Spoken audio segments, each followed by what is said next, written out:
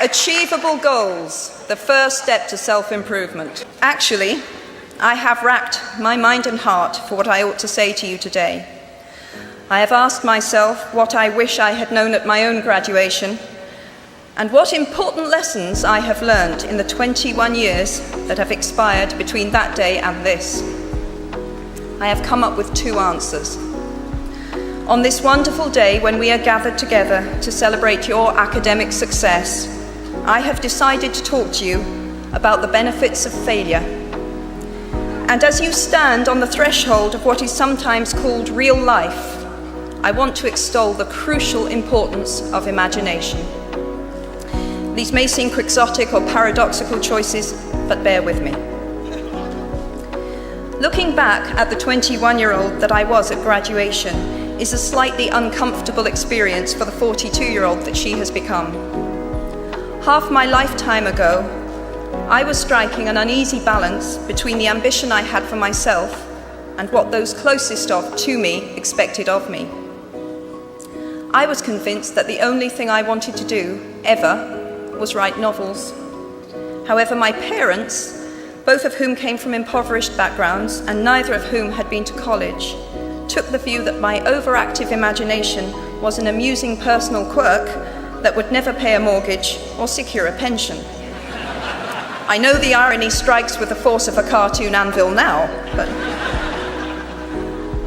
So they hoped that I would take a vocational degree. I wanted to study English literature.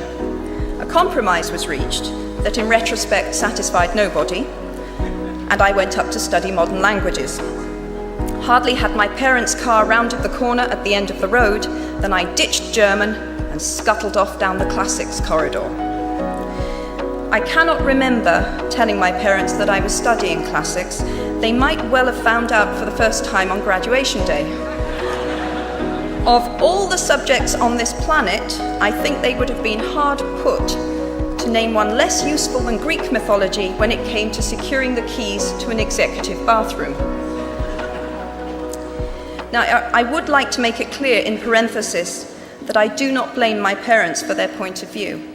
There is an expiry date on blaming your parents for steering you in the wrong direction.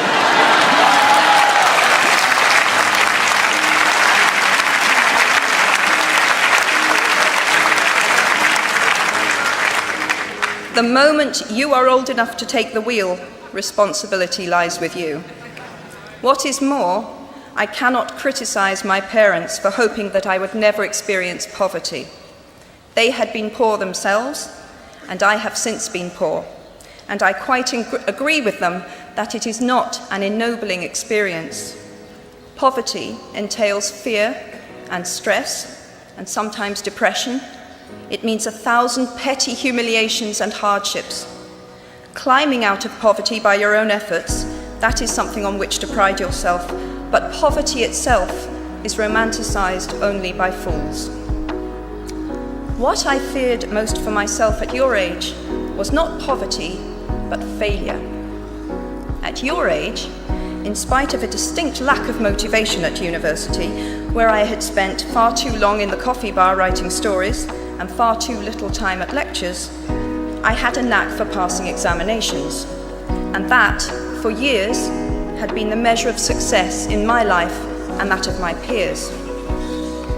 Now, I am not dull enough to suppose that because you are young, gifted, and well-educated, you have never known heartbreak, hardship, or heartache.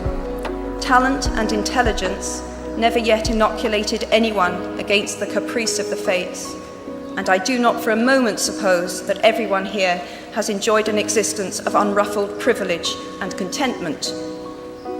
However, the fact that you are graduating from Harvard suggests that you are not very well acquainted with failure. You might be driven by a fear of failure quite as much as a desire for success. Indeed, your conception of failure might not be too far removed from the average person's idea of success. So high have you already flown. Ultimately, we all have to decide for ourselves what constitutes failure. But the world is quite eager to give you a set of criteria if you let it. So I think it fair to say that by any conventional measure, a mere 7 years after my graduation day, I had failed on an epic scale. An exceptionally short-lived marriage had imploded, and I was jobless, a lone parent, and as poor as it is possible to be in modern Britain without being homeless. The fears that my parents had had for me and that I had had for myself had both come to pass. And by every usual standard, I was the biggest failure I knew. Now, I'm not going to stand here and tell you that failure is fun. That period of my life was a dark one, and I had no idea that there was going to be what the press has since represented as a kind of fairy tale resolution. I had no idea then how far the tunnel extended, and for a long time, any light at the end of it was a hope rather than a reality. So why do I talk about the benefits of failure? Simply because failure meant a stripping away of the inessential.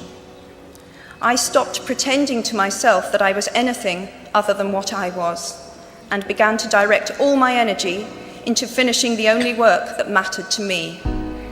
Had I really succeeded at anything else, I might never have found the determination to succeed in the one arena where I believed I truly belonged.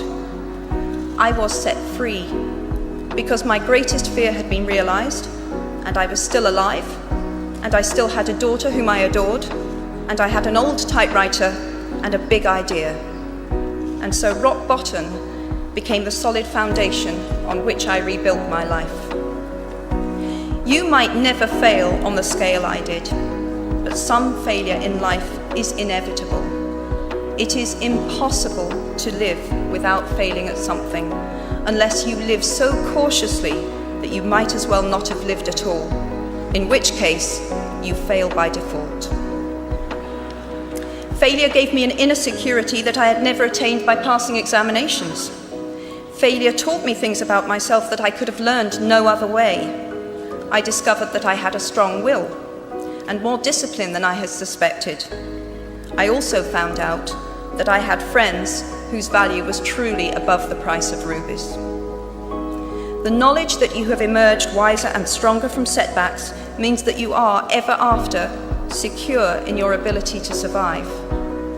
You will never truly know yourself or the strength of your relationships until both have been tested by adversity.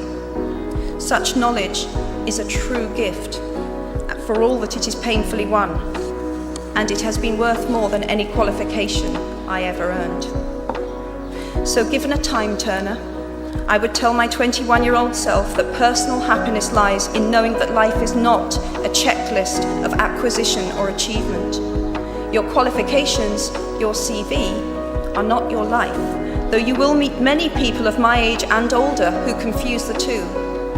Life is difficult and complicated and beyond anyone's total control, and the humility to know that will enable you to survive its vicissitudes.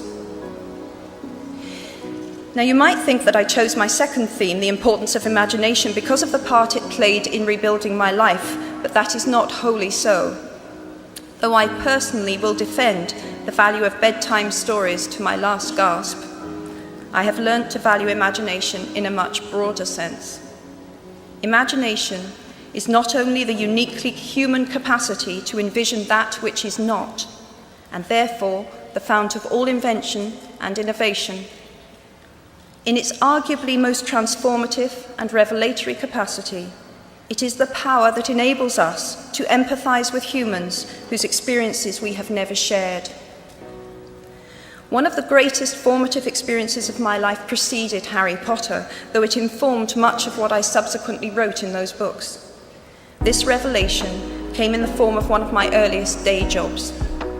Though I was sloping off to write stories during my lunch hours, I paid the rent in my early 20s by working at the African Research Department of Amnesty International's headquarters in London.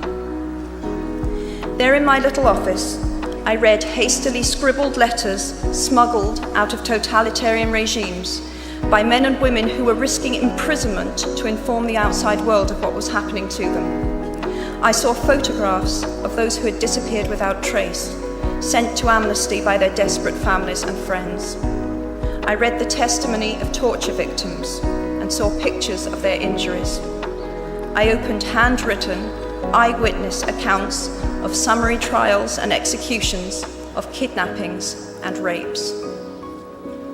Many of my co-workers were ex-political prisoners, people who had been displaced from their homes or fled into exile because they had the temerity to speak against their governments.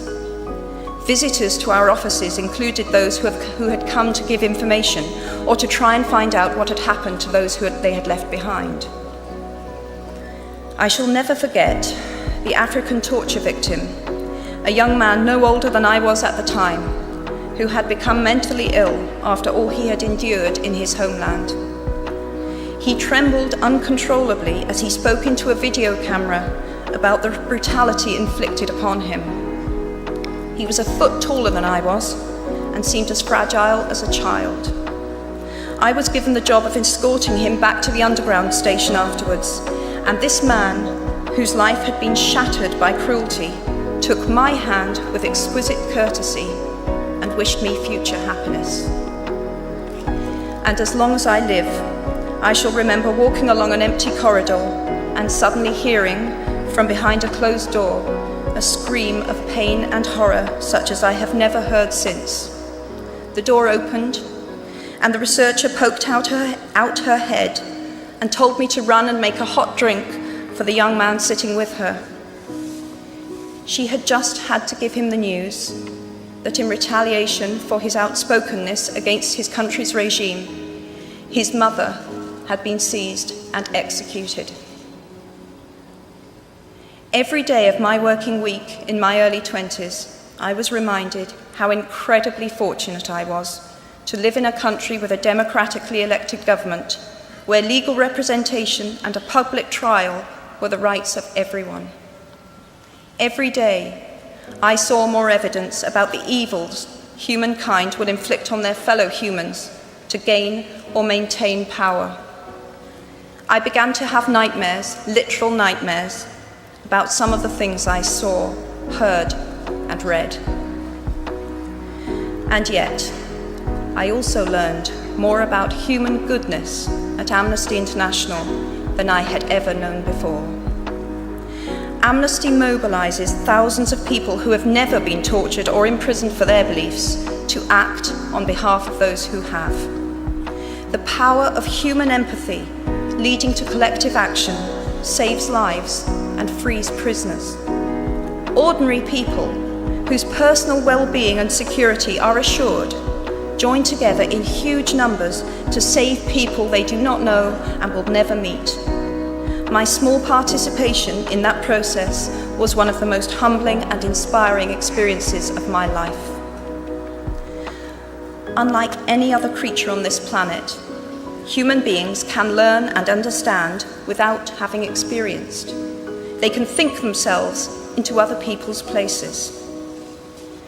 Of course, this is a power, like my brand of fictional magic, that is morally neutral. One might use such an ability to manipulate or control just as much as to understand or sympathize.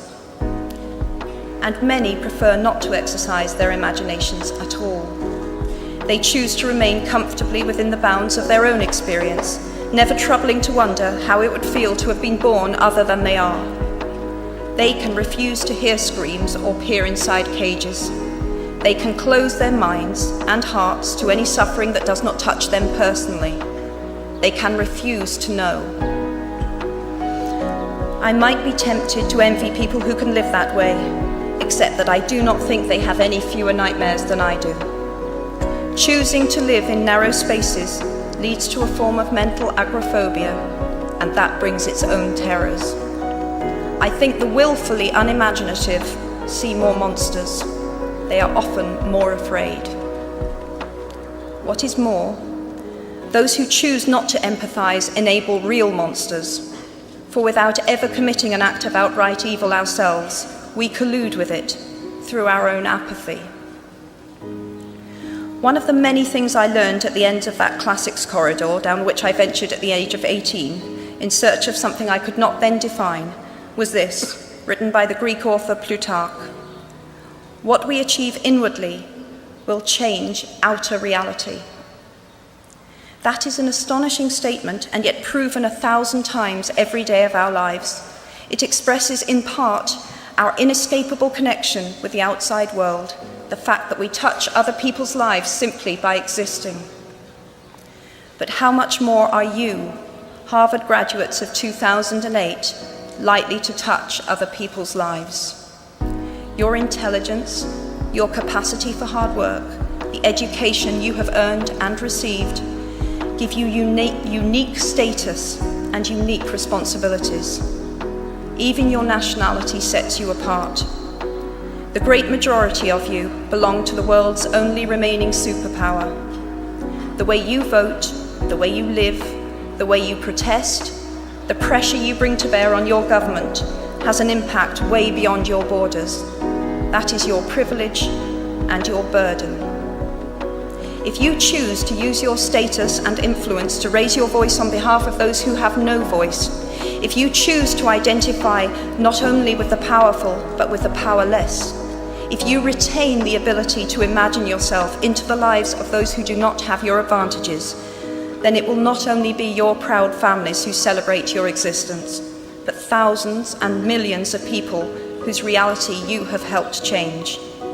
We do not need magic to transform our world. We carry all the power we need inside ourselves already. We have the power to imagine better. I am nearly finished.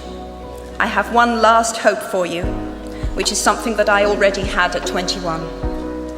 The friends with whom I sat on graduation day have been my friends for life. They are my children's godparents, the people to whom I've been able to turn in times of real trouble. People who have been kind enough not to sue me when I took their names for Death Eaters.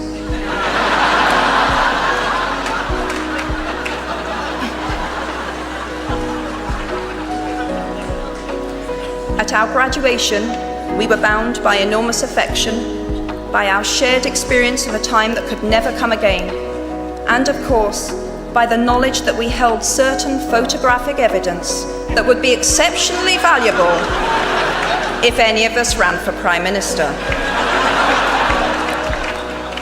So today, I wish you nothing better than similar friendships. And tomorrow, I hope that even if you remember not a single word of mine, you remember those of Seneca, another of those old Romans I met when I fled down the classics corridor in retreat from career ladders in search of ancient wisdom. As is a tale, so is life. Not how long it is, but how good it is what matters. I wish you all very good lives. Thank you very much.